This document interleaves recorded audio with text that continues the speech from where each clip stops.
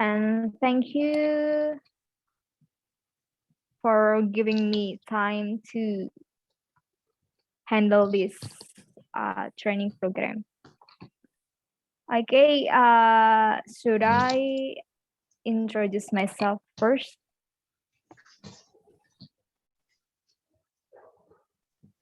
Okay, let me introduce myself. My name is Ainul Latifah as moderator today.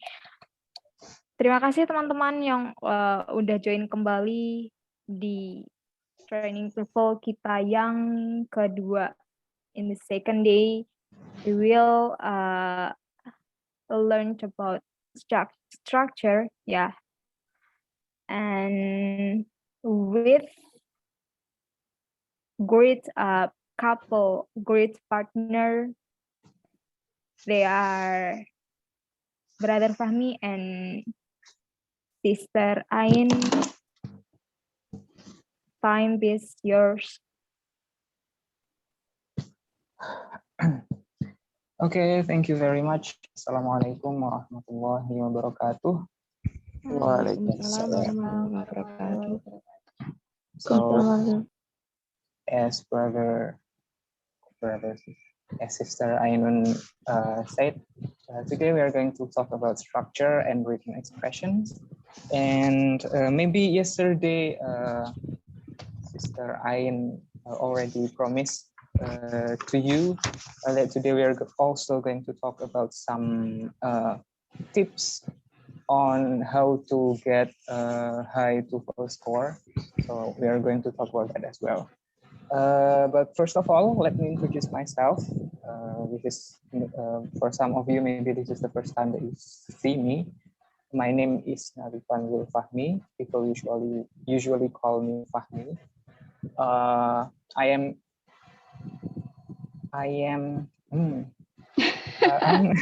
This is new to me. Yeah, I know. I was going to say I was 8th semester student at TBI in Kudus, but alhamdulillah yesterday I have just did the munakosa. I don't know what it is in English. Sorry. So nice to meet you all. And yeah, I guess that's it. Anything else that I should tell them about myself? Aini? Enough, right? I don't know. Rumah asal, where are you from? I am from Pati. I was born in Kudus, but I live in Pati. What else? You born in Kudus? Yeah. Really? Yeah, in the same hospital as you. That's unnecessary information. Okay. But, okay, so without further ado, let's just begin our discussion because our time is limited. First of all, Aini, would you like to introduce Rumah Kita? Talk about it again? Yeah. Program.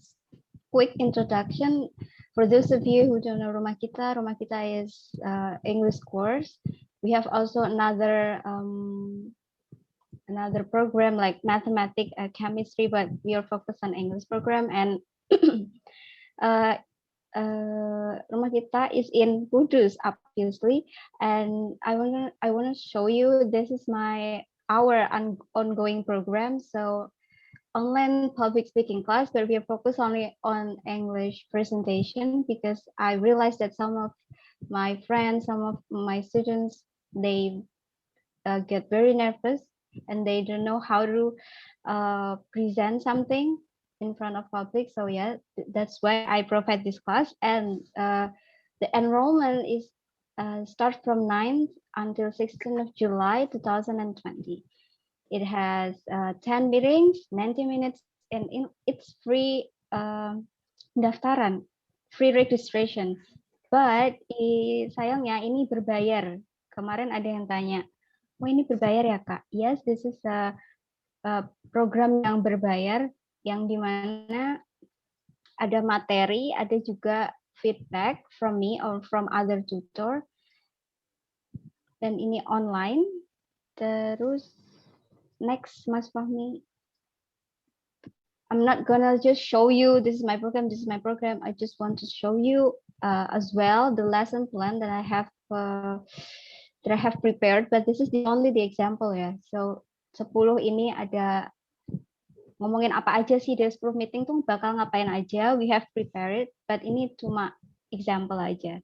Jadi ada topik pembicaraan yang light, yang ringan-ringan, dan juga ada materi tentang gimana sih caranya welcoming your audience, introducing yourself in topic, dealing with nervousness, body language, dan lain sebagainya. Dan pastinya karena ini public speaking akan banyak sekali practices. Alright, next. Okay. Tapi don't worry about the price. In my opinion, and I have compared to another online class, I think this is affordable for you guys compared to offline class.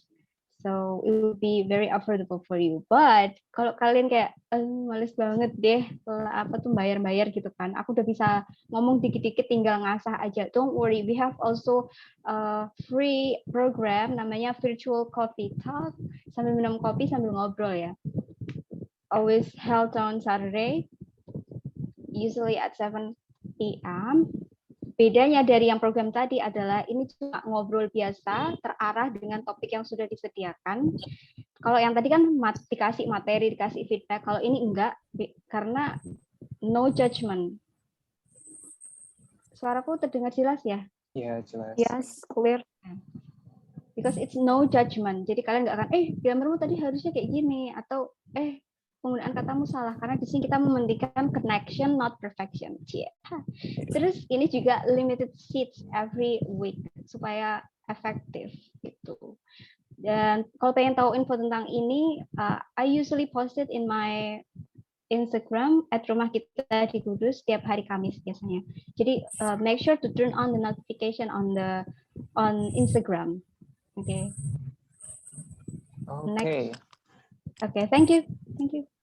Okay, thank you, Sister Ain. So this is today's menu, what we are going to talk about today. Penjelasannya pakai bahasa Indonesia aja ya, biar nggak ada kesalahpahaman. Cuman PowerPoint-nya sudah terlanjur dalam bahasa Inggris, nggak apa-apa. Pertama, overview, structure and written expression itu apa sih? Paling nggak kan harus tahu dulu kayak gimana nanti tipe soalnya, gitu kan. Kemudian dibahas satu-satu. Yang pertama nanti structure-nya itu kayak gimana bentuk soalnya. Kemudian juga written expression itu kayak gimana. Dan of course di sini karena yang dites adalah ya bisa dibilang grammar ya. Maka kita juga bahas sekilas tentang English grammar. Dan yang terakhir, keys to high TOEFL score. Beberapa kunci dari mendapatkan skor TOEFL yang tinggi, seperti itu ya.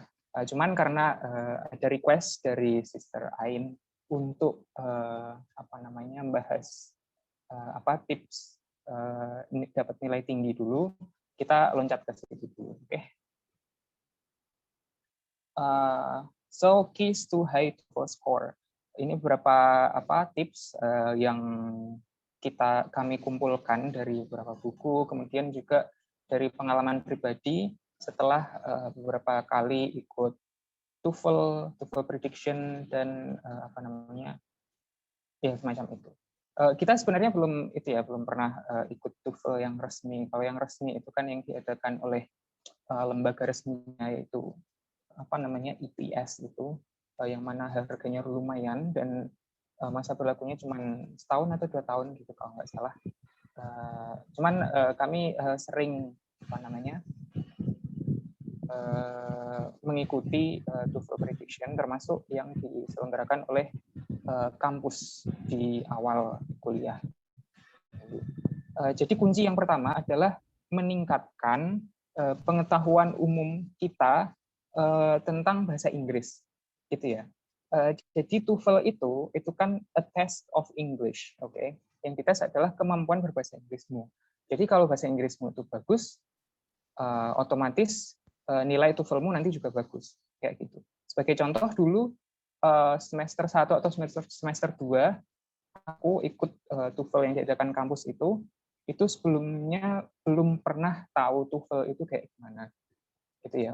Kalau nggak salah mungkin di awal semester itu sih pernah dijelasin sama dosen, nanti soalnya bakalan kayak gini gitu. But that's it.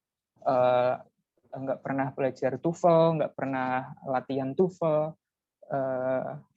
tapi nilainya bisa tinggi karena bahasa Inggrisnya lumayan kayak gitu. Gitu ya. Jadi kemampuan bahasa Inggris itu ditingkatkan, gitu jelas ya. Untuk tips-tips meningkatkan kemampuan bahasa Inggris, insya Allah besok bakal dibahas, oke, di pertemuan berikutnya. Kemudian yang perlu diingat adalah it is a continuous process, it doesn't happen instantly. Meningkatkan nilai TOEFL itu tidak bisa secara instan, nggak bisa mungkin sebulan sekalipun ya belajar intensif itu terus nilainya bisa yang tadinya mungkin di bawah 400 tiba-tiba 500 lebih, itu belum tentu gitu ya. Proses memperbaiki kemampuan bahasa Inggris itu sesuatu yang continuous. Bisa jadi sekarang di awal kuliah itu nilaimu berapa, nanti setelah kamu kuliah itu nilaimu bisa naik. Apalagi kita belajarnya di TPI kayak gitu. Gitu ya. Jadi jangan berharap dengan kalian ikut ini terus tiba-tiba nilainya jadi tinggi, kecuali kalau kalian bahasa Inggrisnya emang sudah bagus gitu ya. Ini proses perjalanan, dinikmati aja. Besok tak kasih tips-tipsnya gimana supaya bahasa Inggrisnya improve terus kayak gitu ya. Nah, ini kunci yang kedua. Bagaimanapun TOEFL itu kan tes ya. Tes itu kan kita duduk di sebuah ruangan dalam waktu yang lumayan lama, ya kan? Maka secara fisik dan secara mental kita itu harus sehat, gitu kan? Be in good physical and mental condition when you take the exam. Jadi jaga kesehatan, makan diatur, olahraga, tidur yang cukup, gitu ya. Jangan sampai pas tes TOEFL itu ngantuk. Kemudian stay hydrated, but don't drink too much. Nah, ini serius nih. Jangan lupa minum. Jangan sampai dehidrasi, tapi juga jangan kebanyakan. Nanti takutnya pengen kamar mandi pas tes. Gitu ya. Kelihatannya simple ya, Mas Fahmi ya. Iya, Drink, itu eat. simple, tapi aku pernah ngerasain sendiri, dulu pernah tes, bukan TOEFL tapi ya. Di tengah jalan itu nggak bisa mikir jelas karena kurang minum. Kayak benar-benar stuck, kepala pusing gitu. Terus akhirnya ada waktu dikasih waktu jeda sebentar gitu, aku lari ke kantin beli minum. Iya. Jadi dijaga baik-baik cairan tubuhnya. Improve yang terakhir, improve your concentration. Durasinya lama TOEFL itu ya. Jadi konsentrasinya juga bisa dilatih dengan misalnya ikut simulasi atau belajar sendiri dan sebagainya. Terus kalau misalnya kamu tipe orang yang kayak pikirannya kemana-mana itu, misalnya kepikiran tadi jemuran udah diangkat atau belum gitu. Tell yourself, I'll think about it after test, oke? Kalau waktunya tes, ya udah yang dipikir tesnya aja gitu. Soalnya ini nilai itu bakal jadi nilaimu untuk selamanya gitu loh. Bukan selamanya sih, tapi dalam jangka waktu panjang gitu. Kalau jemuran belum tintas itu basahnya paling besok atau lusa itu sudah kering gitu ya. Kemudian learn to control your anxiety. Anxiety, kecemasan. Itu sepele tapi penting. Soalnya kalau cemas itu ngabisin energi, ngabisin pikiran. Pikiran itu difokuskan untuk ngerjakan TOEFL aja. Nggak usah buat ngatirin yang aneh-aneh gitu ya. Be positive and confident but careful. Percaya diri aja, positif aja, tapi tetap teliti. Think of TOEFL as an intellectual challenge. Jadi TOEFL itu kayak puzzle ya, sesuatu yang menantang buat kamu. Jangan kamu anggap sebagai kayak ngetes pengetahuanmu itu, jangan, tapi dianggap itu sebagai sebuah puzzle yang bisa kamu solve, yang bisa kamu selesaikan gitu ya, kayak Rubik atau apa gitu. Don't panic if you don't know the answer of many questions. TOEFL is supposed to be hard. Kalau nggak bisa jawab, kok misalnya 1-5 kok nggak ada yang bisa jawab semua, itu tenang aja. Mungkin belum ketemu jawabannya, kalau nanti diperhatikan mungkin bakal kepikiran jawabannya apa. Dan itu wajar, gitu. TOEFL itu memang sulit gitu ya. Yang dites itu orangnya itu beragam kemampuannya. Kalau misalnya soalnya terlalu gampang kan nanti nggak bisa dibedakan. Misalnya orang yang levelnya segini sama yang segini kan nggak bisa dibedakan nanti kalau misalnya level kesulitannya itu segini. Ya. Jadi emang sulit. Jadi tenang aja. Kemudian yang terakhir opsional sih kalau aku sih selalu sedia ini, berusaha sedia ini, bawa minum. Jadi kalau haus bisa minum. Kemudian tisu. Jadi kalau misal pilek atau tiba-tiba bersin atau keringetan, Okay. nah itu bisa dibersihkan, jadi konsentrasi nggak terganggu. I thought it is to wipe your tears. Wipe your tears. Ya jangan, nggak boleh anxious, oke? Harus positif, nggak boleh nangis. Dan kalau mau bisa bawa jam ya untuk tahu supaya tahu kurang berapa menit sih. Tapi jangan keseringan lihat jam gitu ya. Tapi biasanya nggak boleh bawa HP ya, jadi nggak bisa pakai HP. Kemudian be familiar with the tactics used to take the exam. Tentunya taktiknya, strateginya untuk mengerjakan itu harus tahu. Yang pertama harus diusahakan sudah tahu formatnya kayak gimana dan instruksinya itu nanti kayak gimana, gitu kan? Nah itu yang akan kita pelajari selama 3 hari ini. Kemudian gunakan strategi yang sesuai untuk masing-masing section, gitu ya. Kemudian waktunya itu juga harus di-manage, diperhatikan. Insya Allah setiap section ini nanti kita kasih tahu kira-kira waktunya itu berapa itu untuk per soal. Diusahakan jangan sampai melebihi itu. Soalnya nanti kalau terlalu banyak menghabiskan waktu, nanti yang belakang nggak sempat terjawab, gitu kan. Nah, caranya, kenapa tiba-tiba ada coret?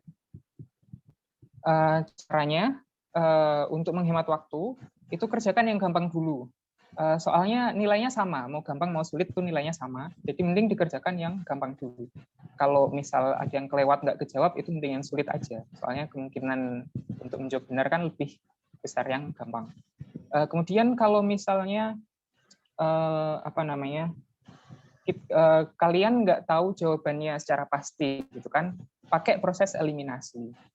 Mana yang kiranya nggak mungkin, nah itu coret. Terus habis itu mana lagi, coret lagi. Gitu. Nah kalau misal sudah tersisa satu, nah berarti kan itu yang benar, kayak gitu. Kalau misal kamu masih nggak yakin, misalnya masih ada dua opsi yang kayaknya masih mamang nih mana yang benar gitu, itu sudah tinggal aja. Tapi jangan dikosongin, diisi, tapi nomornya ditandai. Jadi nanti kalau misalnya ada sisa waktu, kita bisa kembali ke nomor itu, terus kita kerjakan lagi. Tapi kalau misalnya waktunya sudah habis, itu di situ sudah ada jawabannya. Jadi masih ada kemungkinan bahwa kita dapat poin dari nomor itu. Kalau kosong kan nggak dapat poin. Ini kalau salah nggak minus ya nilainya. Jadi jangan takut salah. Iya, kayak bukan di soal SBM ya. Kalau SBM salah langsung minus. Iya, ini aman. Jadi jangan sampai ada jawaban yang kosong, rugi. Ya. Yang terakhir, take practice test, ikut simulasi TOEFL gitu. Gratisan banyak kok. Kalau kalian searching di Instagram itu nanti ada beberapa yang menyediakan simulasi TOEFL gratis kayak gitu. Nah, yang terakhir, kalau kalian memang serius banget untuk pengen nilai TOEFL yang sangat baik, serius banget, misalnya kalian punya cita-cita pengen lanjut ke luar negeri atau daftar beasiswa apa, nah itu nggak ada salahnya kalau kalian ikutan program TOEFL, program kursus TOEFL kayak gitu. Kenapa? Karena manfaatnya banyak. Pertama, you meet other people preparing for TOEFL. Kalian ketemu dengan orang lain yang juga mempersiapkan untuk TOEFL. Itu menurut sebuah buku itu orang yang ketemu sama orang lain yang sama-sama mempersiapkan TOEFL itu kemungkinan untuk dapat nilai yang lebih tinggi itu secara statistik lebih tinggi menurut survei seperti itu. Kemudian ini ya poin kedua, research show it is correlated to higher TOEFL score. Kemudian you have an organized system and schedule for studying.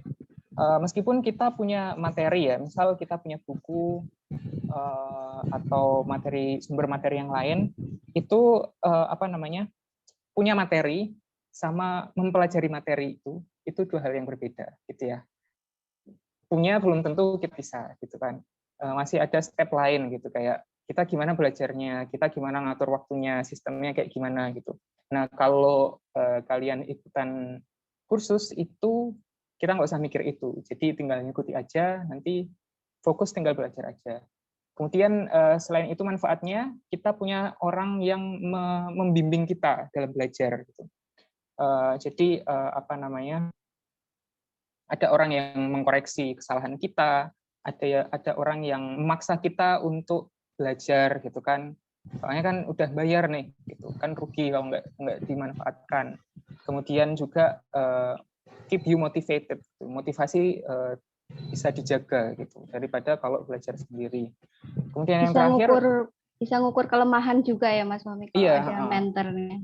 Iya, kalau kita ngukur kelemahannya diri sendiri itu sulit, jujur. Itu dalam segala hal kayak gitu. Butuh dari orang lain. Yang terakhir, the knowledge you receive does not only help to improve your TOEFL score, but also your English skill in general. Jadi mindsetnya kalau belajar TOEFL itu jangan cuma dapat nilai yang bagus, tapi emang belajar bahasa Inggris gitu. Jadi manfaatnya itu nggak cuma di skor TOEFL-mu, tapi juga di kemampuan bahasa Inggrismu secara umum. Gitu. Dan secara umum soalnya itu kemarin aja waktu di listening teman-teman udah tahu ya apa sih yang dibicarain di listening kemarin kan ke kebun binatang lah, terus apa ya makan lah di restoran. Terus di mall, antri, ngomongnya tentang pelajaran kampus, gitu kan basically kan English in general ya Mas Fahmi? Iya, of course. Right. Iya. Jadi kayak gitu beberapa tipsnya. Itu ya. Kalau ada pertanyaan bisa langsung ditanyakan di grup WA. Mungkin jawabnya nggak sekarang, nggak apa-apa ya. Kalau nanti keburu lupa, langsung aja nggak apa-apa ditanyakan. Oke, sekarang kita lanjut ke overview tentang structure and written expression. Jadi ini bagian kedua dari TOEFL ITP ya. Jadi TOEFL kan ada macam-macam. Kemarin dijelasin nggak, Sis? Awasan. Oh, oke. Jadi TOEFL itu macam-macam. Nanti mungkin kalau kamu ditanya orang nilai TOEFL-mu berapa, terus kamu jawab TOEFL apa itu. Nah, kalau yang kita bahas di sini adalah TOEFL ITP. Jadi TOEFL yang diadakan oleh institusi dan itu biasanya tertulis dalam kertas gitu. Soalnya ada tipe TOEFL yang namanya internet based ya kan. Jadi kita mengerjakannya di komputer dan soalnya itu apa ya? Ya hampir kayak online gitu sih ngerjainnya. Hampir kayak gitu. Tapi ada programnya sendiri gitu. Kita bicarakan overview tentang structure and written expression ya. Ini bagian kedua dalam tes TOEFL yang insya Allah nanti kalian ikuti juga di kampus. Structure and written expression itu terdiri dari ini soalnya. Semua ini, oke. Structure, yang pertama structure, itu tipe soalnya adalah sentence completion. Jadi mengisi titik-titik basically ya. Itu ada 15 soal. Kemudian written expression atau error identification. Jadi nanti ada kalimatnya ada garis bawahnya, di garis bawahnya nanti ada hurufnya. Nah, itu kalian pilih bagian mana yang salah. Jadi di setiap kalimat itu nanti bakal ada yang salah, kamu cari mana yang salah. Jadi totalnya ada 40, waktunya 25 menit. Jadi per soal kurang lebih per soal 30 detik. Ya. Tapi soalnya nggak panjang-panjang kok. Gitu. Jadi jangan khawatir, 30 detik itu insya Allah cukup kalau kalian menguasai. Dan structure and written expression ini the best chance of improving your score in a short period. Jadi dari 3 ini, kalau kalian pengen menaikkan skor TOEFL kalian paling cepat itu dengan belajar structure. Soalnya dia itu teori. Yang dibahas kan grammar. Grammar itu teorinya isinya teori semua gitu. Sebagian besar isinya teori. Jadi bisa dipelajari. Beda dengan listening sama reading. Listening itu mau dibikin teori itu susah, cuman dikit yang bisa dijadikan teori. Sisanya praktek. Soalnya kalau misalnya apa ya? Misalnya ada idiom gitu kan. Nggak mungkin kan kita menghafalkan semua idiom yang ada. Pasti itu belajarnya berjalan seiring dengan waktu gitu, dari kita nonton film, video dan lain sebagainya, atau juga dari ikutan kursus atau lain sebagainya, kayak gitu. Reading juga kayak gitu, nggak bisa dipelajari teorinya. Jadi kalau ingin meningkatkan dengan singkat itu structure and written expression. Tapi memang sih yang dipelajari itu banyak sekali. Di pertemuan ini PPT ini ada 70 slide, itu mungkin baru seperempatnya materinya. Tak pilih yang kira-kira menarik. Kemudian ada triknya. Pertama, never answer too quickly. Jangan terlalu cepat jawabnya ya. Selalu diperhatikan soalnya, dibaca dari awal sampai akhir. Jangan asal nebak. Soalnya nanti pasti kejebak kayak gitu ya. Kemudian tip bonus, salah satu cara untuk meningkatkan nilai structure and written expression-mu itu adalah dengan coba bikin soal sendiri. Dan bikin soal sendiri itu bisa membantu kita untuk belajar kayak gitu. Nah, ini contoh soalnya ya. Yang atas ini yang structure, jadi ada kalimat ini ya. Terus ini titik-titik. Nah, kita pilih mana yang bisa dimasukkan ke situ. Gitu ya. Itu yang structure. Nah, kalau yang written expression itu kayak gini. Kalimat ada garis bawahnya A, B, C, D, dipilih mana yang salah, gitu ya. Ini nggak usah dijawab dulu, ini lumayan sulit. Kita pembahasan dulu aja. Gitu ya. Kalau ada pertanyaan bisa langsung disampaikan di grup. Kita lanjut ke topik kedua, yaitu tentang structure. Ya, ini bagian pertama dari structure and written expression adalah structure. Nah, ini strateginya, strategi untuk menjawab apa tadi structure ya. Pertama, kalau pilihannya itu pendek, itu dilihat dulu pilihannya apa aja, gitu ya. ABCD-nya itu dilihat dulu supaya ada bayangan ini kira-kira apa yang ditanyakan, gitu ya. Yang kedua, baca keseluruhan kalimatnya sebelum menjawab. Jangan dibaca sampai titik-titik terus jawab, jangan. Harus sampai selesai. Soalnya taunya isinya yang mana itu setelah kita baca seluruh kalimat itu. Soalnya kan yang dimasukkan itu kan apa yang kurang gitu kan ya. Nah, kalau belum tahu apa yang kalau belum dibaca semuanya, kan belum tahu yang kurang apanya gitu. Jadi dibaca semua.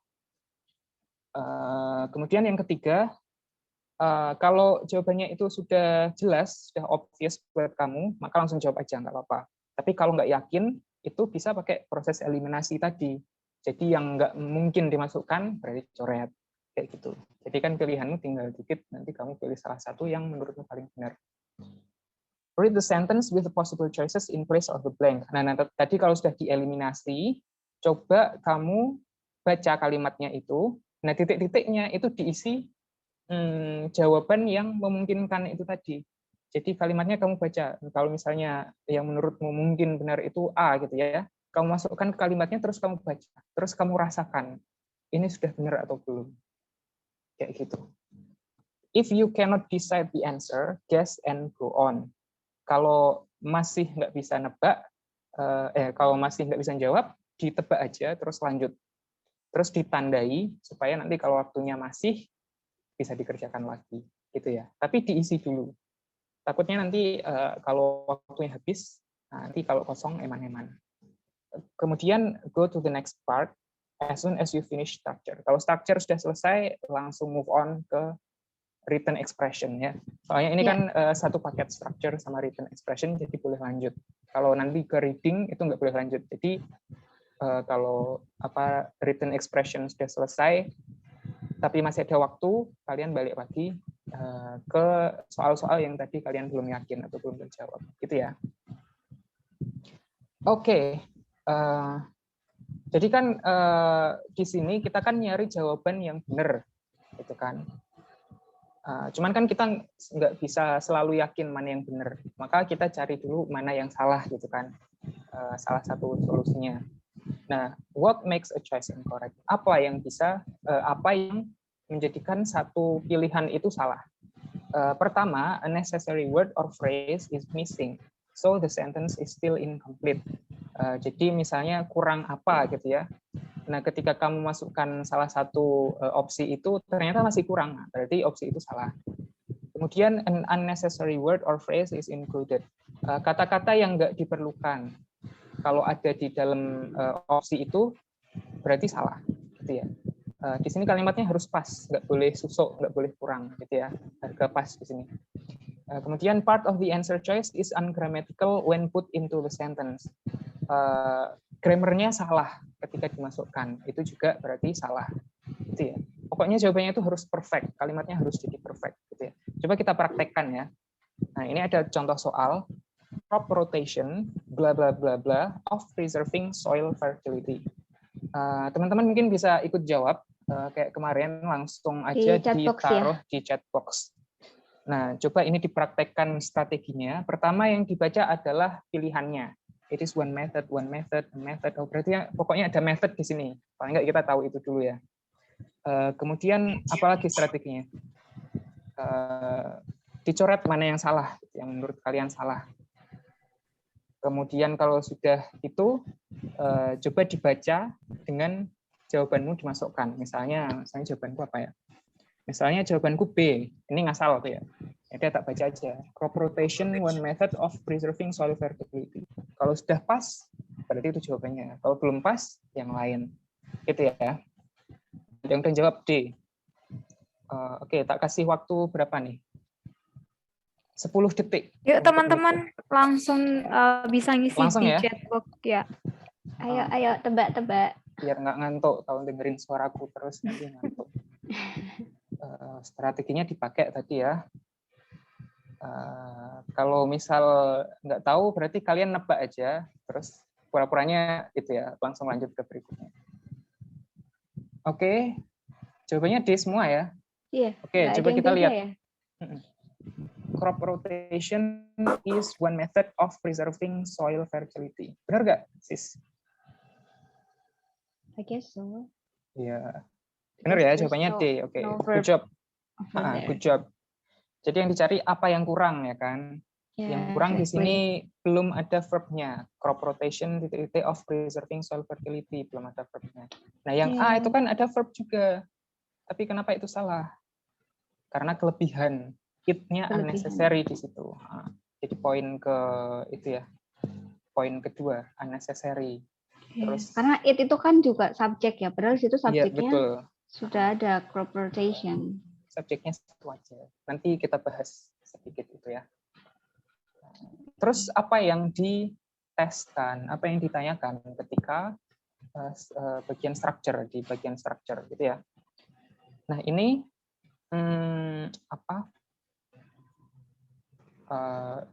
yang ditanyakan adalah ini, yang selalu ditanyakan, yaitu tentang clause sama phrase.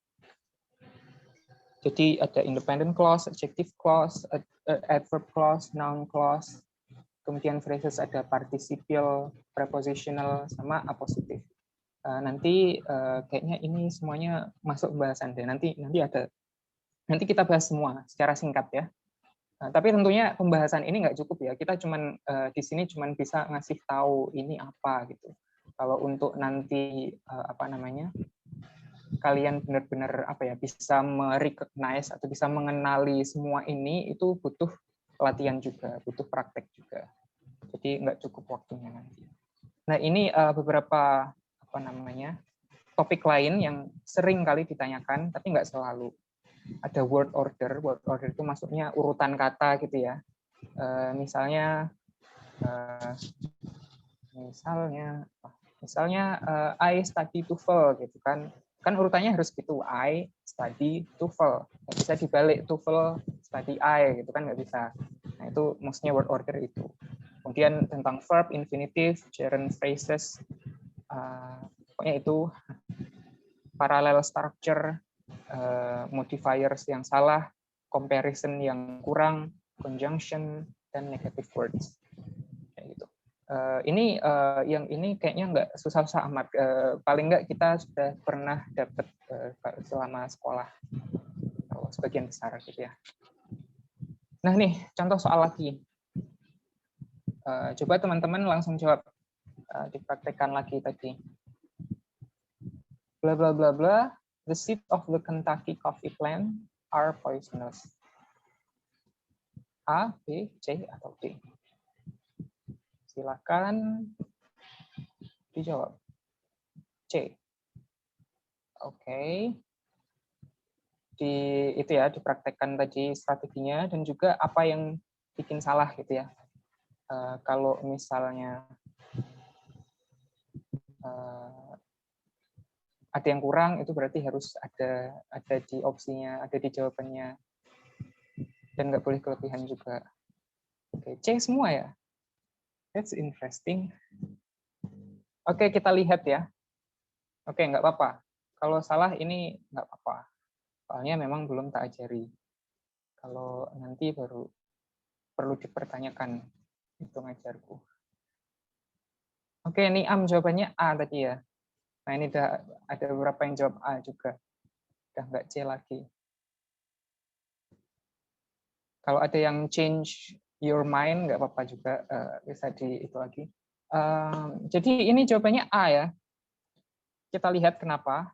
The seeds of the Kentucky coffee plant are poisonous. Itu sudah ada subjeknya, sudah ada verbnya, sudah ada komplementnya juga untuk to be. Jadi semuanya sudah ada gitu. Jadi kalau C itu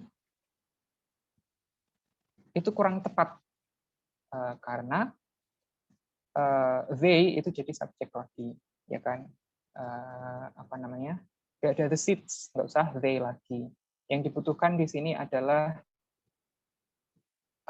sebuah klausa baru. Nah, ini nanti yang akan kita bahas gitu ya. Tentang kalimat itu terdiri dari beberapa klausa, dan klausa itu ada apa aja. Dan klausa itu terdiri dari apa aja. Nanti kita bahas, tenang aja. Nah, ini satu soal lagi. Scientists cannot agree on titik-titik related to other orders of insects. Silakan dijawab. Langsung saja. Can you delete the blue scratch? How do I do that? Like I wasn't the one doing this. Left corner. Okay. Siapa ini tadi yang nyoret ya?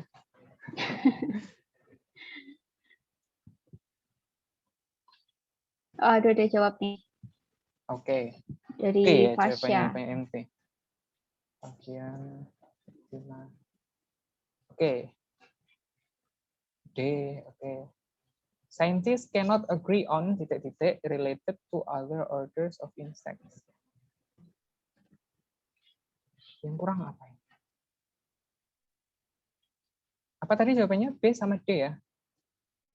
Iya nggak sih? Lupa aku. A. Oke. Jawabannya B di sini. Scientists cannot agree on how fleas are related to other orders of insects. Oke, that's fine. Nanti habis ini kita bahas itunya ya, teorinya. Alright. Selanjutnya adalah written expression. Written expression, tadi soalnya sudah tahu ya, ada kalimat, terus kita nyari yang salah yang mana. Yang salah itu biasanya ini. Semua ini adalah list dari common errors. Biasanya yang salah ini. Misalnya word form, ya kan? Word form itu maksudnya apa? Maksudnya kan ada beberapa kata yang bisa diubah bentuk katanya ya. Misalnya kalau dalam bahasa Indonesia adalah apa ya? Gambar sama menggambar gitu ya. Gambar kan benda, kalau menggambar kan kata kerja gitu ya. Nah, word form itu harus benar gitu dalam bahasa Inggris. Ya, word choice juga gitu, pilihan kata, jangan sampai ketukar. Nanti ada pembahasannya sedikit. Verbs ini yang banyak ya, bisa berupa tenses, bisa pasif atau aktif dan lain sebagainya. Parallel structures lagi, pronouns dan seterusnya. Teman-teman kalau mau belajar TOEFL lebih lanjut bisa dicatat, ini yang perlu dipelajari ya. Nah, strateginya adalah pertama kalimatnya itu di skim. Tahu di skim ya? Skim itu dibaca dengan cepat, dengan sekilas gitu ya. looking for obvious errors. Kadang itu kesalahannya itu cetol banget, apa namanya, jelas banget gitu. Jadi kadang dilihat sekilas itu langsung ketemu kadang gitu ya. Kemudian don't worry about how to correct the error, just find them. Kita nggak usah mikir, nggak perlu tahu sebenarnya yang benar kayak gimana. Yang penting kita tahu, kita milih mana yang salah, gitu ya. Jadi nggak usah diraukan, ini membenarkannya kayak gimana. Kemudian, if you haven't found the error, reread the sentence carefully, putting emphasis on the underlined parts. Kalau masih belum ketemu yang salah yang mana, coba dibaca lagi dengan teliti, dengan hati-hati, terutama yang bagian-bagian yang digarisbawahi. Mas Fahmi, maaf, you said that kata yang digarisbawahi, tapi maksudnya gimana gitu? Apakah multiple choice juga kayak tadi? Belum ada contoh written expression-nya ya di sini. Oh, oke. Tadi di awal sebelum sebelum kita bahas structure sudah tak tunjukin ya. Jadi kurang lebih kayak gini. Jadi kan ada kalimat, ini ada yang di garis bawah, tapi warnanya tetap hitam ya. Ini cuman biar lebih gampang dilihat. Colorful. Okay. Ya. Terus ada ABCD-nya kayak gini. Nah nanti di lembar jawab kita pilih mana yang salah. Gitu. Misalnya yang salah collect, nah maka yang ditebeli yang C, gitu ya. Kalau kita lanjutkan strateginya ya, kalau masih nggak ketemu mana yang salah, dibaca lagi, terutama yang di garis bawah. Kemudian go through a mental checklist of the most common types of error. Kita bikin checklist di pikiran kita tentang kesalahan-kesalahan yang paling umum. Jadi list ini tadi ya. Ini sudah tak urutin dari yang paling umum. Jadi yang paling sering adalah word form, word choice, dan seterusnya. Urutannya kayak gini.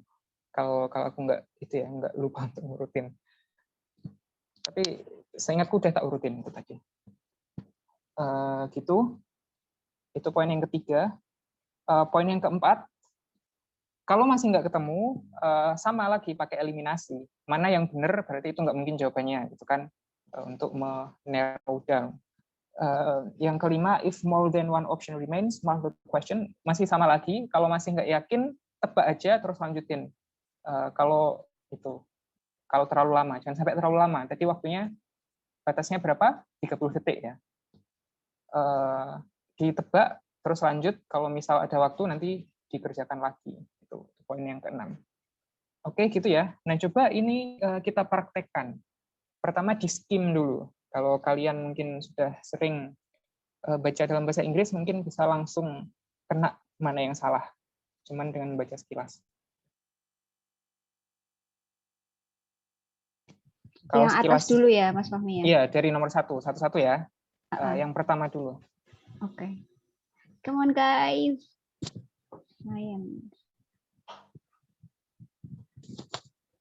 Kalau sekilas masih belum tahu, baru dibaca lagi.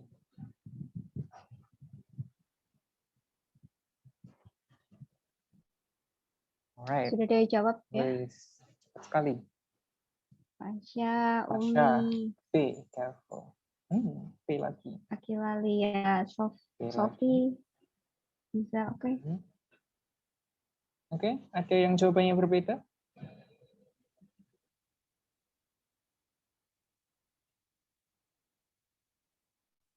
Salah nggak apa-apa ya kan? Iya, salah nggak apa-apa. Belum dijelaskan. Soalnya belum dijelaskan. Iya, oke cukup ya. Pada jawab B semua. Tapi yang benar adalah C. Maksudnya yang salah. Jawabannya adalah C. Science requires the careful collect and organization of data. Jadi gini ya, science kan subjeknya, requires itu verbnya. Nah kalau verb itu diikuti oleh objek. Nah yang bisa jadi objek itu adalah noun biasanya ya kan, kata benda. Sedangkan collect itu kan kata kerja. Nah sini udah kata kerja. Maka kalau kata kerja lagi itu kurang benar. Nah, maka di sini collect-nya diubah menjadi kata benda harusnya. Jadinya collection. Nah, di sini juga ada clue-nya. Belakangnya adalah organization. Nah, kalau ada N itu biasanya sama jadinya. Kalau sini organization, sini juga harusnya collection. Jadi yang salah C. That's okay, kita belum bahas itu. Nanti kita bahas. Sekarang nomor 2. Coba dipraktekkan strateginya. Ini tujuannya untuk mempraktekkan strateginya aja. Okay. Pertama di skim ya kan. Kalau misal ada yang jelas banget salahnya.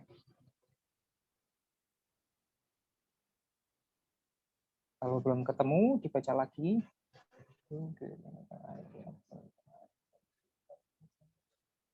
Kalau belum ketemu lagi, baru eliminasi.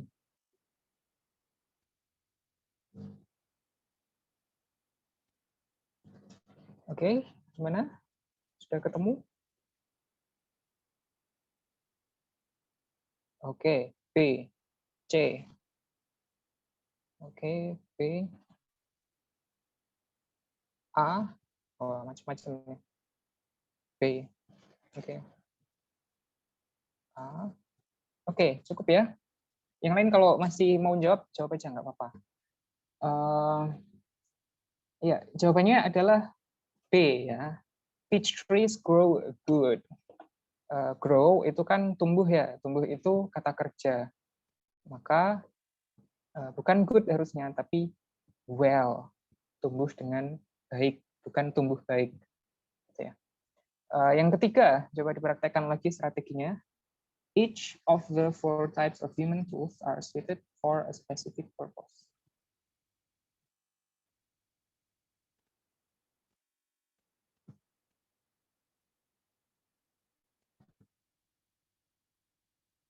Silakan langsung dijawab aja. D. Ini yang ketiga ya berarti ya. D spesifik. Oke, ada lagi.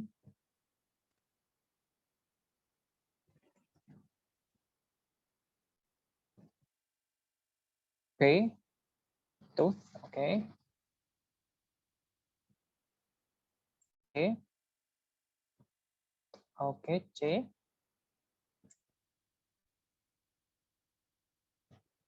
Oke. Oke. Cukup ya. Jawabannya adalah C. Yang benar C itu is suited. Is suited. Mungkin ada yang mikir B kenapa nggak teeth ya? Padahal kan types of human. Apa jamak ya harusnya? Ini adalah satu aturan yang mungkin perlu kalian tahu. Kalau depannya sudah ada misalnya types atau kinds, nah itunya sudah jamak, itu noun-nya itu nggak perlu dijamakkan lagi. Jadi misalnya types of human tooth, bukan types of human teeth. Karena yang sudah dijamakkan ini aja. Gitu. Kenapa C itu keliru? Karena subjeknya itu kan ini ya, each sampai tooth ini. Each of the 4 types of human tooth are terus verb gitu kan ya.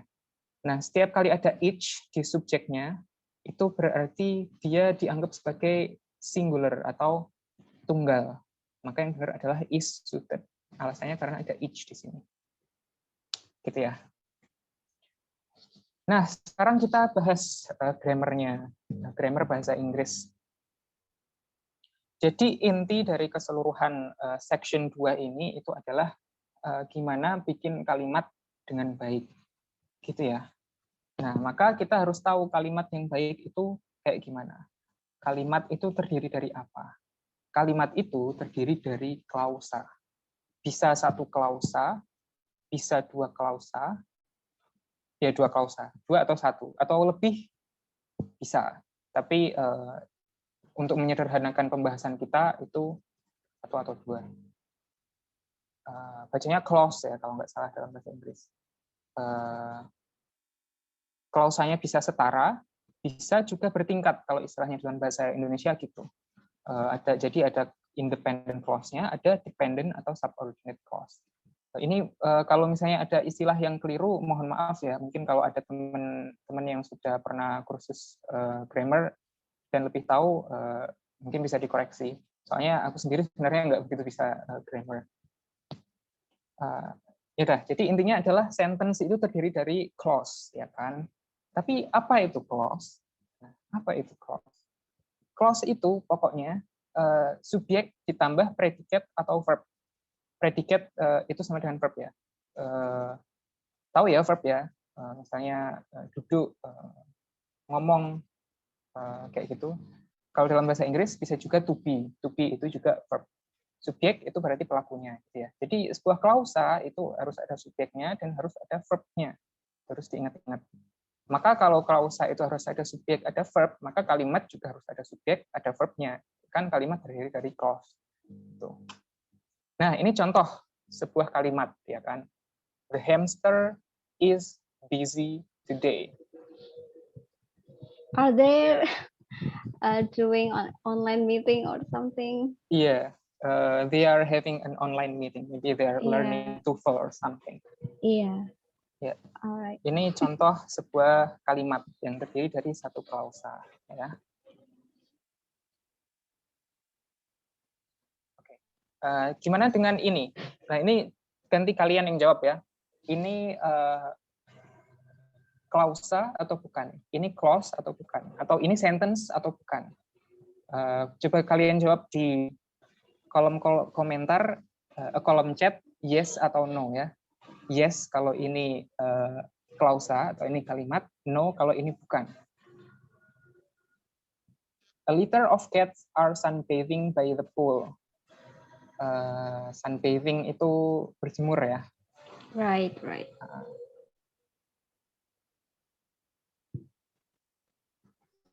Oke, langsung dijawab, nggak usah lama-lama ya. Yes atau no? Yes kalau ini klausa, no kalau bukan. Oke, yes. Oke, good job. Ya, ini klausa ya. Ada subjeknya, a litter of cats. Kemudian ada verbnya, are sunbathing. Oke, good. The elephants played hide and seek. Nggak bisa sembunyi, Mas, kalau kayak gitu. Di bawah kursi. Siapa sih yang ngajarin? Iya, kurang kerjaan dia. Badan gedenya Iya. segitu kok petak umpet. Mau ngumpet di mana? Iya. Jadi ini klausa atau bukan? Bisa di komentar, ditaruh di chat. Yes or no? Yes. Oke. That's right. Ini yes. Ini klausa. Ini subjeknya, ini verbnya. Nah, kalau ini semua, yang pertama dulu deh. Ini klausa atau bukan? A duck says horse. Kuda seukuran bebek. Jadi kecil gitu ya, segini. Tapi kuda. No, oke, that's right. Ini bukan klausa. Kenapa? Karena nggak ada verbnya, ya nggak? Ini aku pakai benda semua ya kan, horse. Ini kayak cuman menjelaskan si horse-nya. Tapi nggak ada apa yang dilakukan sama horse. Nah ini, helping the hippo lose weight. Kamu melawan alam deh kayaknya ini. Masa Ya nggak apa-apa. harus diet gitu ya hipponya? Iya. Hippo tahu ya, kuda Nil ya nggak sih? Iya. Helping the hippo lose weight, klausa atau bukan? Badan jawab bukan ya. Lah ini kok ada helping? Help bukannya kata kerja. Ayo. Berubah pikiran Mana ini? Oke. Jawabannya ini no. Ini bukan klausa. Karena ya betul nggak ada subjeknya ya kan pertama. Kemudian helping ini dia bukan verb. Meskipun help itu verb, helping di sini fungsinya bukan verb. Nanti kita bahas. Yang terakhir, the representation of religious moderation values in Indonesian EFL textbook. Wow. Wah, apa your ini? title of your Yes. thesis. Ini judul skripsiku. Tapi ini kalimat atau bukan? Itu yang penting. No, oke. Ada yang lain? No. Ini tulisan ilmiah loh, masa bukan kalimat? No. Oke. Masih itu ya. Tetap dengan pendiriannya. Ini no. Ini bukan klausa. And that's right. Ini bukan klausa. Nggak ada apanya ini ya? Nggak ada verbnya ya nggak sih? Verbnya. Iya. Iya. Jadi fun fact, judul itu biasanya bukan kalimat. Ya, judul itu biasanya bukan kalimat. Jadi itu tadi bisa disebut sebagai frase, oke, atau phrase. Clause sama phrase itu berbeda. Keduanya itu sama-sama sekumpulan kata, ya kan? Tapi kalau clause itu ada subjeknya, ada verbnya. Kalau phrase itu enggak, gitu ya. Dan phrase itu macam-macam nanti.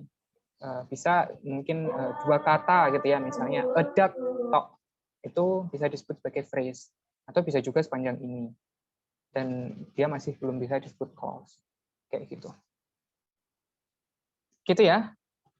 Nah, sekarang kita bahas ke yang ini ya, sentence tadi ya. Sentence kan terdiri dari klausa. Nah, di sini kan aku menyebutkan ada 3. Ada yang klausa 1 tok, ada yang klausa 2 tapi setara, kemudian ada yang pakai independent sama subordinate clause. Nah, pertama kita bahas yang one clause. Klausanya 1. Itu namanya simple sentence, ya kan? Terdiri dari 1 klausa. Contohnya, she ate a bucket of fried chicken by herself. Subjeknya 1, verbnya 1, karena ini memang cuma 1 clause. Indonesians don't need space heater in their homes. Subjeknya 1, verbnya 1, karena ini memang 1 clause. Ini juga gitu. Kudus is a beautiful city. 1 clause, maka jadi yang namanya simple sentence. Tapi bisa juga terdiri dari 2 klausa. Contohnya gini, I was born in Kudus, but I was raised in Pati. Ya kan? Verbnya ada 2, was born sama was raised. He cooks and washes the dishes every day. Verbnya ada 2, karena ini sebenarnya terdiri dari 2 klausa, cuma disingkat.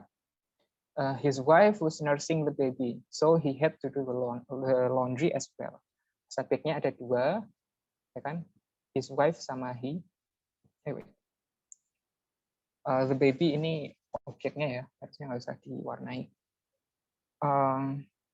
Kemudian verbnya juga ada 2, was nursing sama had to do. Karena ini memang terdiri dari 2 klausa. Yang pertama, jadi ini kalau dipecah itu bisa jadi 2 kalimat. His wife was nursing the baby, sama he had to do the laundry as well. Nah, compound sentence itu dari 2 klausa itu dihubungkan dengan yang namanya coordinating conjunction. Singkatannya adalah fanboys, for, and, but, or, yet, so. Jadi kalau apa namanya ada fanboys itu berarti dia kedua klausa ini itu sama-sama independent clause, gitu ya. Jadi nggak usah dipikirin lebih lanjut apakah ini apa namanya subordinate clause-nya ini termasuk jenis apa, gitu ya. Kenapa kita belajar semua ini? Karena kita kan nanti ngisi titik-titik ya, kita melengkapi apa yang kurang, gitu. Dan nggak boleh kelebihan. Jadi kalau kita tahu ini udah ada subjeknya, gitu. Loh, tapi kalimat ini harusnya ada 2 subjek, gitu. Soalnya kan apa namanya ini misalnya compound sentence, gitu. Nah, jadi kita bisa tahu itu, jadi kita bisa menjawab pertanyaannya, kayak gitu. Kemudian selanjutnya, yang kalimat yang ketiga, yang jenis ketiga itu namanya complex sentence. Jadi klausanya itu 2 jenis, ada yang independent, ada yang subordinate atau dependent. Nah, dependent clause itu macam-macam. Ada adverb clause, contoh nih ya, he was raised in Pati because his parents started working there. Adverb clause. Jadi because his parents started working there itu adverb clause. Nanti bedanya apa antara adverb clause, noun clause, sama adjective clause itu nanti dibahas juga. Kemudian contoh lagi, she didn't realize that they hadn't met for over a year. Nah, ini noun clause. Oke, mungkin tak kasih tahu ya. Adverb clause itu berarti sama kayak adverb, sama kayak noun, sama kayak adjective ya. Kalau noun itu kan berarti dia mewakili suatu benda, ya kan. Jadi dia bisa jadi subjek, bisa jadi objek. Maka dalam sebuah kalimat, maka noun clause itu fungsinya juga kayak gitu. Di sini misalnya, dia itu jadi objeknya realize. Gitu. She didn't realize, dia tidak menyadari. Apa yang tidak dia sadari? Bahwa mereka nggak pernah ketemu selama lebih dari setahun. Gitu. Nah, makanya namanya noun clause. Soalnya dia menjadi objeknya si kata kerja. Nah, kalau ini misalnya, kan adverb clause ya. maka adverb clause itu menjelaskan si kata kerja gitu. Sama kayak adverb. Adverb kan fungsinya untuk menjelaskan atau mendeskripsikan kata kerja. Kayak gitu, maka namanya adverb clause. Begitu juga ini adjective clause. Adjective itu kalau definisinya itu adalah menjelaskan kata benda. Gitu. Misalnya apa? Beautiful. Yang bisa beautiful itu apa? Kan pemandangan, kata benda. Orang, kata benda. Apalagi lukisan, juga kata benda. Gitu. Maka adjective itu menjelaskan kata benda, ya kan? Sama kayak di sini. Klausa ini itu menjelaskan kata benda. Kata bendanya apa yang dijelaskan? Her office. Gitu ya. Mrs. Alfu drives to her office, which is 40 kilometer away from her home every day. Kayak gitu. Nah, sekarang kita bahas independent clauses dulu pertama ya. Yang lebih sederhana, klausa yang bisa berdiri sendiri, independent. Jadi, klausa seperti yang dibilang tadi itu terdiri dari subjek sama predikat atau verb. Predikat sama verb itu ya bisa dianggap sama saja lah gitu. Nah, verb itu kayak gimana sih? Yang apa biasanya kayak gimana? Pertama, verb itu action verb itu biasanya ada objeknya atau direct objeknya. Misalnya kalau di contoh kalimat tadi, the elephant plays hide and seek, gitu kan? Hide and seek di sini adalah objeknya. Permainan apa yang dimainkan? Hide and seek, gitu kan? Itu kalau action verb, yaitu plays. Verbnya play. Kemudian to be itu bisa verb, dianggap sebagai verb. Ya, ingat-ingat aja to be itu adalah verb. To be itu biasanya diikuti sama komplement. The hamster is busy. Komplement, kalau teman-teman sudah pernah belajar grammar, itu bisa adjektif, bisa noun, bisa adverb. Kalau di sini busy itu adjektif ya, kata sifat. Nah, verb itu kalau kita lihat verb di soal itu cuman ada 5 jenis ini, 5 kategori ini. Yang selain ini itu bukan verb, nggak bisa dianggap verb. Kalau belum ada 5 ini, itu berarti belum ada verbnya. Itu ya. Yang pertama itu adalah to be. Tahu ya, to be, is, am, are, dan sebagainya. Jadi yang biasanya dipakai di nominal sentence. Misalnya, she is beautiful. Nah, is itu kan to be. Nah, di situ verbnya adalah is. Kemudian verb 1 atau verb 2 itu untuk simple present atau past tense. Ya, verb 1 sendirian atau verb 2 sendirian. Nggak ada to-nya, nggak ditambahi ing-nya. Jadi misalnya kalau sit doang nggak ada to-nya, itu berarti bisa dianggap verb. Kalau ada to-nya, itu bukan verb lagi. Kemudian have, has, had, ditambah verb 3. Nah, ini harus diperhatikan. Kalau verb 3 itu di depannya harus ada have, has, atau had-nya. Kalau nggak ada, itu nanti fungsinya bukan sebagai verb lagi. Ada namanya, nanti kita bahas. Kemudian to be plus verb 3. Nah, selain have, has, had, verb 3 itu juga bisa ada to be-nya di depannya. Ketika kalimatnya pasif ya kan. Passive voice itu teman-teman kalau belajar itu pasti ada to be-nya, pasti ada verb 3-nya ya kan. Nggak peduli tenses-nya apa, ada to be, ada passive voice. Yang terakhir to be sama diikuti sama verb ing. Jadi kalau verb ing itu di depannya harus ada to be. Kalau nggak ada itu bukan verb, itu untuk continuous tense. Nah, kalau teman-teman perhatikan, kalau teman-teman sudah pernah belajar tentang tenses, itu semuanya ada di sini. Ya. Jadi intinya adalah ini verb-verb yang sudah kalian pelajari kalau sudah belajar tenses. Jadi ada continuous, perfect, present sama past, kayak gitu. Yang selain itu jangan dianggap sebagai verb, gitu ya. Nah, contoh nih, helping the hippo lose weight. Helping, seperti yang tadi kita bilang, itu bukan verb, karena verb ing, tapi nggak ada to be-nya di depan. Gitu.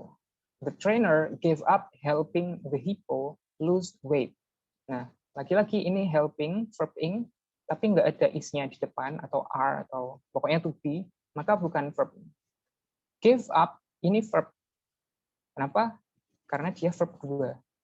Verb 2 ya kan? Gave, verb 2. Nah, ini verbnya adalah gave up, bukan helping. Terus lagi, the hippo helped by the trainer is morbidly obese. Help bukan verb, karena ini bukan verb 2 ya, tapi verb 3. Nah, ini mungkin yang agak tricky buat teman-teman adalah membedakan mana verb 2, mana verb 3. Lagi-lagi harus dilihat dari konteksnya di kalimat itu. Kalau ada verb lain, nah di sini is ya kan, maka verbnya adalah ini. Nggak mungkin ini adalah verb 2. Dari struktur kalimatnya juga nggak mungkin. Maksudnya di sini kan Daniel yang dibantu oleh trainer. Di help di sini itu maksudnya yang dibantu. Gitu ya, ini bukan verb, ini yang verb. Nah, tadi kan sudah bahas verb. Terus sekarang subjek sama direct object. Subjek itu bisa noun phrases, bisa pronouns. Maksudnya gimana itu? Jadi subjek itu bisa misalnya the elephant, atau Indonesian people, atau itu noun phrases ya berarti ya.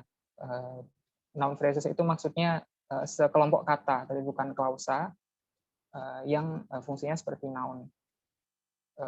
Misalnya lagi Mrs. Alfu, nah kayak gitu bisa jadi subjek. Atau bisa juga dari pronoun. Terus, oke, complement itu bisa adjektif, bisa noun phrase, atau adverb. Kalau teman-teman belajar grammar, kalau nggak salah dulu semester 1 sih. Kalau merhatiin, ya sudah tahu lah. Gampang. Terus sekarang kita bahas subordinate clause. Klausa yang subordinate tadi ya. Nah, yang pertama ada yang namanya adjective clause, ya kan? Ciri-cirinya itu pokoknya diawali dengan semua ini. Ini namanya adjective clause marker. Itu yang mengawali si adjective. Nah, marker ini itu biasanya bisa dianggap sebagai subjek. Gitu ya. Maksudnya gimana? Nah, ini contohnya. The elephant who played hide and seek was too big to hide anywhere. Sang gajah yang bermain petak umpet terlalu besar untuk bersembunyi di mana saja. Jadi adjective clause-nya di sini adalah who played hide and seek. Kalau misalnya ini kita pecah, itu sebenarnya terdiri dari misalnya the elephant was too big to hide anywhere, ya kan? Tapi kan perlu kita perjelas lagi. Gajah yang mana? Gajah yang main petak umpet. Gitu. Jadi fungsinya adjektif itu kayak gitu, menjelaskan si noun-nya, menjelaskan si orangnya, pelakunya, gitu ya. Nah, seperti kita lihat ada who yang memulai, terus dia juga berfungsi sebagai subjek dari klausa ini. Gitu. Makanya nggak ada subjek lagi kan, subjeknya memang who doang ini. Terus verb, terus objeknya, karena ini action verb. Gitu ya. Ini juga gitu. The hippo that was helped by the man is morbidly obese. Asal kalimatnya mungkin the hippo is morbidly obese. Hipponya obesitas banget. Tapi hippo yang mana? Hippo yang dibantu oleh the man. Itu. Objeknya that, subjeknya was helped sebagai verbnya. Terakhir lagi contoh, the hamster is very busy today. Hamster yang mana? The hamster who is the CEO of a prolific language course center. Nah, itu apa namanya? Adjective clause-nya. Ini maaf ya kalimatnya nggak masuk akal. Kita anggap hamster ini kayak orang. Oke, pertanyaan bisa disampaikan di grup. Nah, kita lanjutkan yang namanya participial phrase. Participial phrase itu ini adalah frase yang ada participalnya. Participle itu apa? Participle itu ada verb ing, ada verb 3. Ada verb ing, ada verb 3. Participial phrase itu sebenarnya adalah adjective clause yang dipendekkan, gitu kan. Nah, kita balik lagi ya. Kita lihat di sini. The hippo that was helped by the man. Nah, ini kan adjective clause ya. Nah, ini nanti bisa dipendekkan menjadi yang namanya participial phrase. Jadinya kayak gimana? Jadinya kayak gini. The elephant playing hide and seek. Tadi kan the elephant who is playing hide and seek, ya kan? Nah, ini disingkat. Jadi who is-nya hilang. Jadi cuman playing doang. Kita lihat, oh ternyata apa namanya? Asalnya ini verbnya bukan verb ik. Kok tadi bisa jadi verb ing? Nggak apa-apa, emang kayak gitu. Jadi dia nggak peduli di sini tenses-nya apa, itu nanti dia jadi verb ing jika verbnya adalah active verb. Jadi kalau verbnya aktif, bukan pasif ya, itu nanti jadi verb ing. Jadi the elephant who played hide and seek, itu jadinya the elephant playing hide and seek. Kayak gitu. Jadi ketika kalian lihat ada verb, kok verb ing kok nggak ada to be-nya, itu maksudnya apa? Nah, itu maksudnya itu artinya sama kayak adjective clause. Jadi dia menjelaskan apa namanya? Noun-nya. Gitu ya. Jadi artinya gimana ini? The elephant yang main hide and seek was too big to hide anywhere. Gitu ya. Itu kalau present participles itu untuk active verbs. Nah, kalau past participles itu untuk yang verbnya adalah pasif. Kita lihat, the hippo helped by the man. Nah, ini artinya sama kayak yang tadi. Hippo yang dibantu oleh the man. Gitu. Ini verb 3, nggak ada has, have, had-nya, dan nggak ada to be-nya, karena ini yang namanya ini participial phrase. Gitu ya. Nah, selanjutnya ada satu cara lagi untuk menyingkat adjective clause. Itu yang namanya appositive. Nah, adjective clause itu kan nggak selalu ada verb-nya, ya kan? Yang terakhir ini, maksudnya bukan apa, nggak ada action verb-nya. Yang bisa dibikin aktif sama pasif kan action verb ya.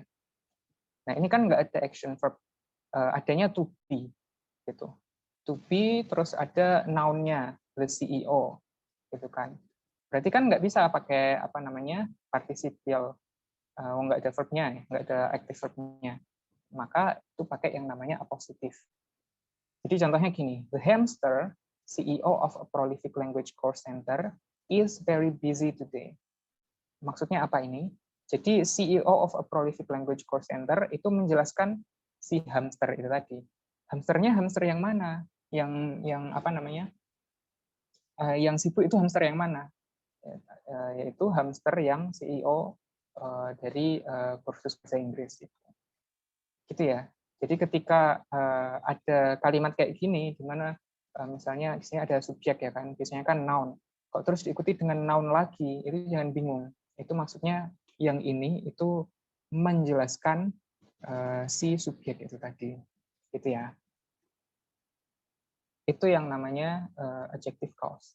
Nah, sekarang adverb clause.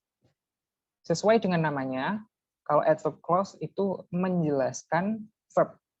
Nah, ciri-cirinya juga sama, ada yang namanya adverb clause markers. Jadi tinggal teman-teman nanti baca lagi ini markersnya. Kalau ada kata ini, itu berarti diikuti sama yang namanya adverb clause. Nah, ini contohnya. The cats are sunbathing whenever the sun comes out. Ya kan, whenever ini salah satu apa namanya? Salah satu marker tadi. Maksudnya gimana? Whenever the sun comes out ini kan menjelaskan kapan si kucing itu apa namanya berjemur, ya kan? Maka itu namanya adverb clause. Atau lagi, the hamster had some breakfast before joining the video conference.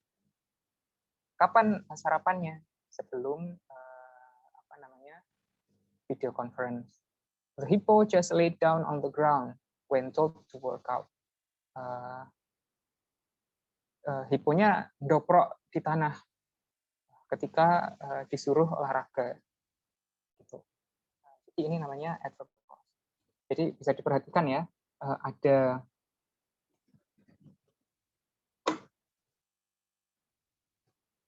salah. Oh ini ya, harusnya ini. Sorry. Karena clause ya kan, maka setelah marker ini ada subjeknya dan ada verbnya juga, ya kan? Subjeknya misalnya ini the sun, verbnya comes out. Ini subjeknya she, verbnya join, gitu. Nah ini itu juga bisa disingkat. Kalau disingkat itu rumusnya jadi kayak gini, marker tadi itu ya kayak because, when dan sebagainya. Terus diikuti sama laki-laki participle. Present participle itu verb ing, past participle itu verb 3, atau adjective juga bisa. Maksudnya kayak gimana? Apa contohnya kayak gimana? Contohnya ini. Ini yang pertama salah ya. Ini harusnya dihapus saja tadi yang pertama. Yang kedua, kita perhatikan the hamster had some breakfast before joining the video conference. Apa? Harusnya kan tadi before she join the video conference, ya kan? Nah ini diganti jadi joining doang. Tapi artinya sama persis kayak tadi. Kalau ini kan tadi itu ya pasif, maka ininya jadi verb 3. Jadi apa namanya past participle kayak gitu. Artinya sama persis. Si Hippo ndoprok ketika disuruh olahraga. Gitu. Nah ini itu salah. Kenapa? Ini nggak bisa disingkat, nggak bisa pakai participle kayak gini. Kenapa? Karena subjeknya berbeda. Ini kan yang sunbathing cats. Ndoprok itu apa? Ndoprok itu rebahan. Dobro itu dodo. Bukan rebahan ya. Oh ya no. Ya, pokoknya sitting. Iya sitting. Berarti bukan lay down ya, sit down harusnya. Oke, di bayanganku pokoknya disuruh olahraga tapi dia duduk-duduk aja gitu. Ngambek ya, nggak mau. Iya. Ya udah, karena subjeknya berbeda itu nggak bisa pakai participle. Soalnya kan nanti kalau misal subjek yang di sini dihilangkan kan apa namanya? Bingung jadinya. Yang comes out ini siapa? Ini harusnya kan berjemurnya ketika matahari itu keluar gitu. Kalau misal mataharinya dihilangkan kan nanti dikira yang keluar itu kucingnya. Nah nanti salah artinya, maka nggak bisa kayak gitu. Oke, kita lanjutkan noun clause. Ada markernya juga. Markernya ada 3, yaitu that, whether atau if, atau WH question words. Teman-teman kalau pernah belajar reported speech itu basically ini. Reported speech itu basically noun clause pokoknya. Jadi that itu kalau noun clause-nya dari statement, whether atau if itu kalau noun clause-nya dari yes no question, WH question itu kalau noun clause-nya dari pertanyaan yang pakai WH. Maksudnya gimana? Nah, contohnya gini. The cats don't care whether the pool was cleaned or not. Kucingnya nggak peduli apakah kolam renangnya itu dibersihkan atau enggak.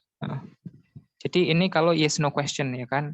Mungkin kan di pertanyaannya si kucing kan was the pool clean gitu kan, kolam renangnya dibersihkan atau enggak gitu. Tapi they don't care gitu kan. Asal katanya kan dari yes no question, jadinya kayak gini. Nah kalau ini itu asal kalimatnya itu dari statement. He was completely exposed under the chair. Itu kan statement ya kan, bukan pertanyaan. Maka pakainya that. The elephant didn't realize that he was completely exposed under the chair. This room is where the hamster usually works. Nah ini ganti pakai WH question words karena ini berasal dari pertanyaan yang pakai WH ya kan. Mungkin pertanyaannya where does the hamster usually works gitu. Enggak kayak gini jadinya. Nah yang perlu diingat adalah polanya itu subjek dulu terus diikuti dengan verb. Ya, jadi seperti pernyataan bukan seperti pertanyaan. Meskipun di sini ada kata tanya, ya kan? Meskipun ada kata tanya, polanya tetap subjek dulu, baru kata kerja. Bukan where is the hamster usually work. Gitu ya. Jadi kalau misalnya this room is where is the hamster usually works, itu salah. Yang benar kayak gini. Nah, itu yang perlu diperhatikan. Pengetahuan ini dibutuhkan ketika kalian mengerjakan part 2 dari TOEFL ini. Kayak gitu. Mohon maaf Kak Fahmi, waktunya tinggal 10 menit lagi. Oke, ini udah hampir habis kok. Selanjutnya, prepositional phrases. Gampang lah ya. Pokoknya in, at, with, for, until, dan sebagainya, yang mana semua itu namanya preposition, ya kan? Diikuti sama noun atau pronoun. Gitu. Nah, ini itu nggak bisa jadi subjek dari sebuah kalimat. Maksudnya gimana? Maksudnya gini ya, tak kasih contoh ya. The hamster usually works in this room. Kalau kayak gini bener ya, karena ini prepositionnya diikuti dengan kata benda. Kalau misalnya in this room is where the hamster usually works, nah itu salah. Soalnya nggak bisa jadi objek atau jadi subjek kayak gitu. The elephant is hiding under the chair. Contoh, the cat sunbathe until midday. Itu.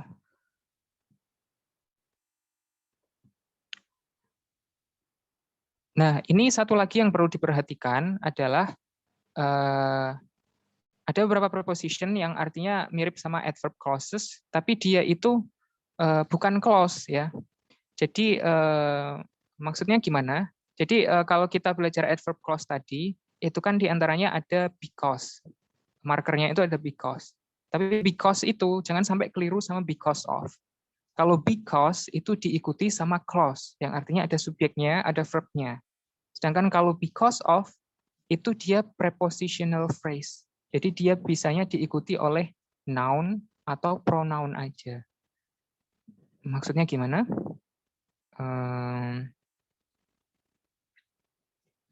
Kita ambil contoh yang pakai because aja ya. Oke, ini aja deh. The hamster works from home due to the pandemic. Nah, due to itu cuman bisa diikuti dengan noun. Jadi nggak bisa ada subjek verb kayak adverb clause tadi, itu nggak bisa. Misal ini due to diganti sama because ya, itu juga harus diikuti the pandemic. Because of. Jadi the hamster works from home because of the pandemic. Tuh. Jadi nggak bisa because of there is a pandemic, itu nggak bisa. Gitu ya. Itu prepositional phrase yang mirip sama adverb clause. Kemudian word order tadi ya, urutan kata. Nah, itu ada beberapa kasus di mana urutan kata itu dibalik. Ini ada 4 kasus, tapi kita lihat salah satu aja ya, untuk menghemat waktu. Nah, contohnya ini, ketika ada expression tertentu yang muncul di awal kalimat, biasanya yang ada kata only-nya. Misalnya, only recently did the hamster begin opening online classes. Artinya kan, did kan harusnya nggak di depan ketika ini statement ya kan. Did kan ditaruh di depan kalau misalnya dia kalimat tanya.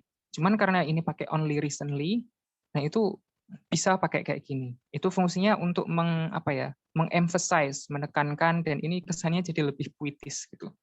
Makanya kalau kita baca terjemahan Al-Quran, itu mungkin banyak muncul struktur-struktur kalimat yang kayak nggak biasa kayak gini. Contohnya misalnya ini, only in the remembrance of Allah do the hearts find rest. Kalau diartikan ke bahasa Indonesia ini, hanya dengan melihat Allah lah hati menjadi tenang, gitu kan. Tapi do-nya ada di depan di sini. Padahal harusnya kan ini do di depan kan cuman kalau ada question. Cuman karena ini only kayak gini, maka ada do di depan kayak gini. Itu jadi lebih puitis gitu. Contoh lain misalnya kalau not only, rarely, kayak gitu, itu kadang bisa ada yang dibalik. Jadi teman-teman jangan sampai tertipu, itu bisa jadi benar. Nah, gimana cara membedakannya? Tentunya perlu praktis dan perlu belajar satu persatu ini. Dan itu memang butuh waktu. Kemudian verb problems. Yang pertama ini ya, verbnya itu ternyata bukan verb. Jadi diingat-ingat verb itu cuma ada 5 tadi. Selain itu bukan verb. Terus aktif sama pasif, tenses, kemudian subject verb agreement. Maksudnya kayak gimana? Maksudnya kadang kan misalnya di simple present tense ya kan. Kalau misalnya subjeknya he, itu verbnya kan ditambahi s. Nah, itu harus benar gitu. Jangan sampai subjeknya he tapi nggak ditambahi s atau sebaliknya. Nah, ini ada beberapa aturan khusus tentang subject verb agreement yang mungkin teman-teman nggak banyak tahu, nggak terlalu obvious. Aku juga taunya baru setelah kuliah ini. Ini mungkin bisa dibaca sendiri. Dan ini menarik ya menurutku. Contohnya misalnya ini, subjects with each and every. Nah, seperti yang contoh yang tadi sudah dilihat ya. Kalau ada each sama every, terus juga kayaknya any juga, itu dia dianggap singular. Gitu. Meskipun apa, sebenarnya kan misalnya every, each of the 30 students gitu misalnya, itu verbnya tetap singular karena ada each-nya. Contohnya kayak gitu. Jadi ini ya unik-unik. Kemudian word from tadi tak jelaskan ya, bisa noun, harusnya noun tapi jadi adverb misalnya. Itu clue-nya adalah dilihat dari posisinya di kalimat itu. Gitu. Kalau noun itu biasanya jadi subjek, objek atau komplement gitu kan, atau bisa dimodify sama adjektif gitu. Misalnya a big organization gitu kan. Kan ada big itu kan adjektif, maka organization itu pasti noun dia. Soalnya yang bisa di modify atau dideskripsikan oleh big itu cuman kata benda kayak gitu. Contohnya gitu. Verbs itu biasanya mewakili action tapi nggak selalu. Adjektif itu modify noun ya. Jadi kalau big organization misalnya tadi, kata yang nempel sama noun itu biasanya adjektif gitu. Kalau adverb, ini salah, bukan modify noun tapi modify verb, ya kan, kayak ngasih tahu kayak gimana verbnya gitu. Nah, ada kesalahan apa? Salah kata, misalnya antara make sama do dan lain sebagainya. Dan parallel structure. Parallel structure ini maksudnya gimana? Kita lihat contohnya aja. Insects provide many beneficial services, such as. Nah, biasanya ada such as-nya ini.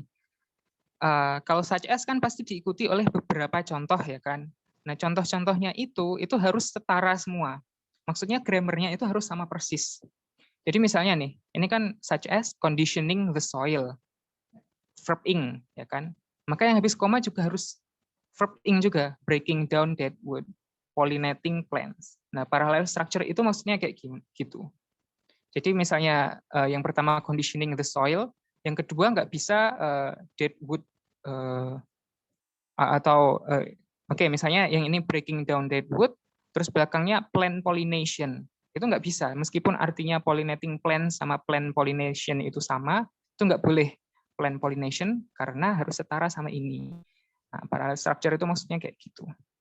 Pronoun errors, paling teman-teman sudah tahu ya penggunaan pronoun itu kayak gimana. Noun errors, plural sama singular itu perlu diperhatikan. Kadang juga ada yang irregular ya, misalnya child itu kan bukan childs tapi children, misalnya kayak gitu. Nah, berdasarkan pengetahuan tadi, kira-kira teman-teman bisa nggak mengerjakan soal-soal ini? Masih ada waktu nggak untuk mengerjakan itu? Ini PPT-nya udah habis sih. Mungkin kita kasih waktu sebentar saja ya. Iya, oke. Coba nomor 1 sama nomor 16 aja deh. Di nomori mungkin ya. Misal 1D 16C gitu. Bisa ditulis di kolom chat. Yuk, silakan teman-teman. Bisa langsung mengirim jawabannya melalui chat box.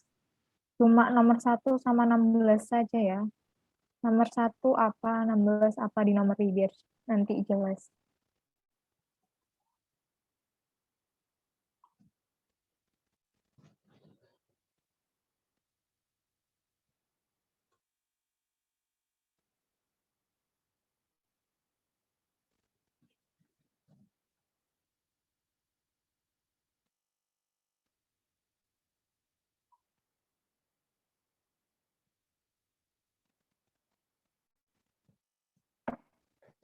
Sudah ada yang menjawab? Ayo yang lain.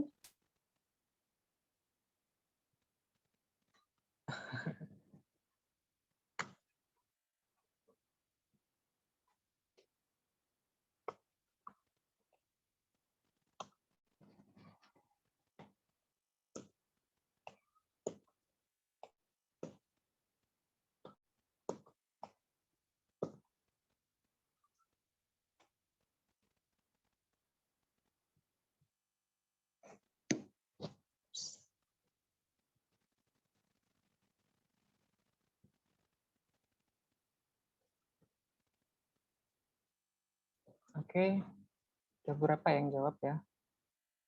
Ada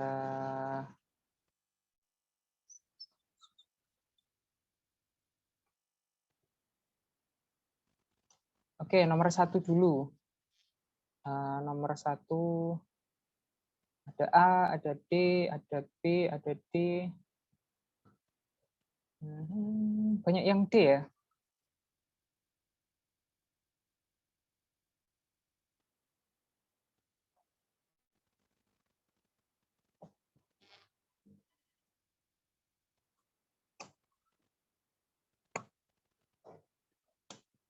Kalau 16 ada C, ada A sama C yang banyak.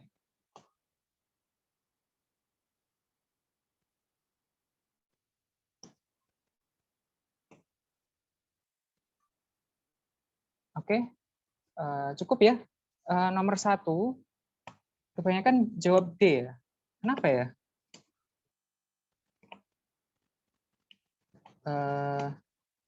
Jawabannya itu yang benar C. Jadi sebenarnya nomor 1 itu yang tadi disebut dengan apositif. Jadi kan misal ini kita pecah jadi 2 kalimat ya. Pertama, Martha Graham didn't begin dancing until she was 21. Gitu. Terus ditambahi apa namanya, noun clause. Noun clause-nya adalah kita kan nggak tahu Martha Graham itu siapa. Martha Graham itu adalah pionir dari modern dance gitu kan.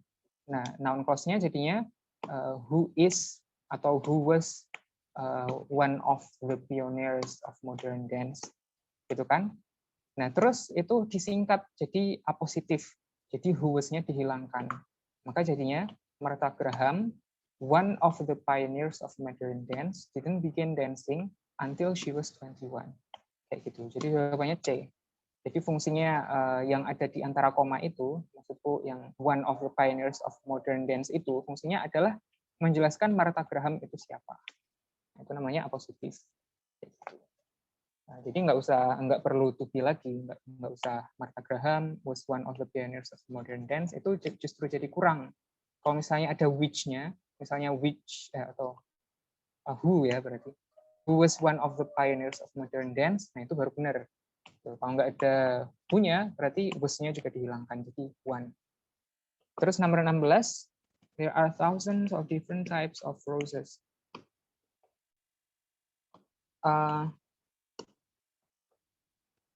Ini yang salah, itu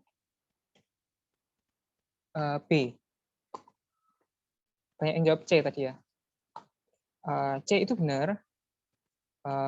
Kenapa? Karena different itu adjective dan diikuti sama noun yaitu types gitu. Nah, yang bisa memodifikasi types itu adalah adjective yaitu different gitu. Bukan difference kayak gitu ya.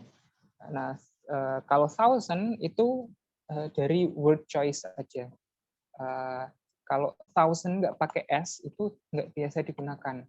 Yang ada a thousand itu mungkin benar.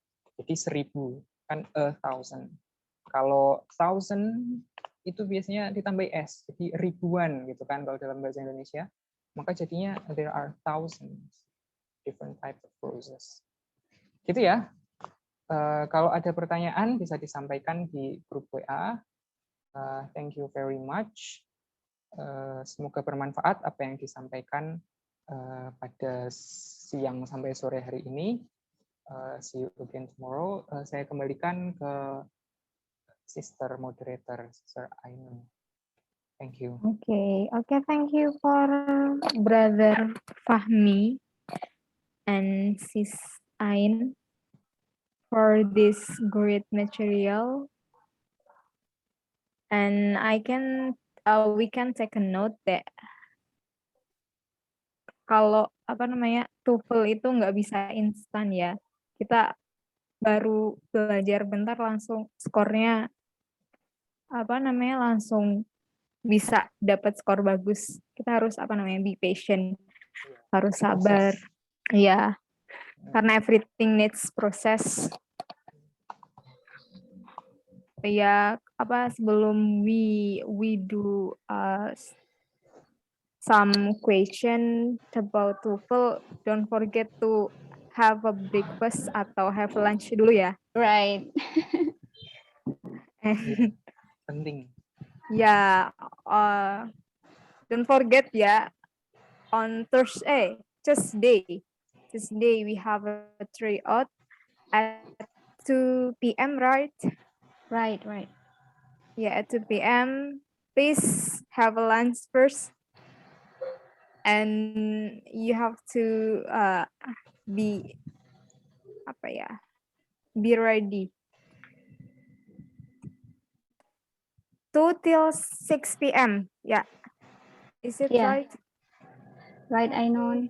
Okay, and we have one meeting again tomorrow. Don't forget, with the same time at 2 p.m. also. And tetap semangat ya buat join training. Oke. Saya selaku moderator mengucapkan terima kasih dan mohon maaf apabila banyak kesalahan dalam memandu training pada hari ini. Oke, before we close our meeting, kita ini ya, take a picture together. Jadi setiap hari biar ada picture-nya gitu. Kemarin day 1, sekarang day 2. Yeah. Okay. Sudah ada yang SS kan? Ya, Sister Ima ya. Okay. Sister Ima, are you ready? Yes, ready. Okay, slide 1 ya. Slide 1 first. Please turn on your camera. Yeah, we wait for you. Your beautiful and handsome smile. Yeah. Wow, I can see your faces now. Yeah. Okay, slide 1.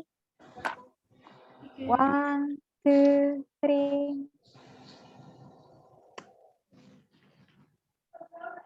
Dan udah Sister Ima. Udah. Halo sis. Halo Sister Ima. Next slide ya. Okay, next.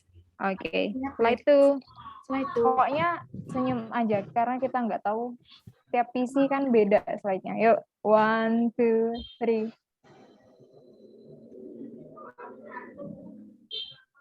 Oke, udah. Okay, wait. Oke, the last slide. Okay, next. Oke, the last slide yuk senyum. 1, 2, 3. Mas Fahmi, show your teeth.